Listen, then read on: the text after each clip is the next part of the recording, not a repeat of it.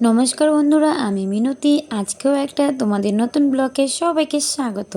দেখো, আমি এখন বাজে রাত 10টা। তো বাড়িতে ভাত টাত সব কিছুই ছিল। তো বরমশাই বলছে খিচুড়ি খাবে, ওর খিচুড়ি খেতে ইচ্ছে করছে। তো আমি দেখো শুরু করে দিলাম খিচুড়ি রান্না।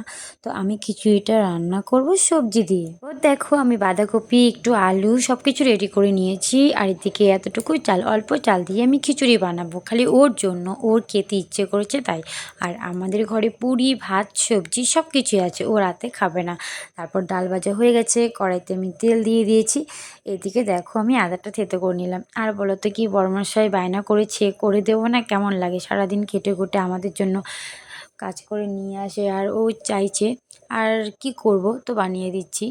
আর আমাদের দেখো, আমরা যে ফেসবুকে কাজ করছি, আমাদেরকে সবটা সামলিয়েই কিন্তু ফেসবুকে কাজ করতে হয়। বাড়ির সব কাজ করে ছেলেকে পড়ানো, বাচ্চাকে দেখে স্কুল নিয়ে যাওয়া। জানোই তো, একটা মেয়ে মানুষের মানে বাড়ির বউদের কত কাজ থাকে, সবটাই কিন্তু আমাদের নিজে হাতে করতে হয়। তবু কিন্তু আমরা ফেসবুকে ভালোবাসি, সোশ্যাল মিডিয়াতে কাজ করতে ভালোবাসি, এই প্ল্যাটফর্মে কাজ করতে ভীষণ ভালোবাসি আমি। যতই আমার চাপ হোক না কেন, আমি কাজটাকে খুব ভালোবেসে ফেলেছি। তাই দেখো আমি কি করি, সব কাজের ফাঁকেও আমি ভিডিও দেওয়ার চেষ্টা করি। আর এদিকে দেখো খিচুড়ি কিন্তু হয়ে গেছে। আর এখন কিন্তু আমার বরমশাই নাড়ছে খিচুড়িটাকে।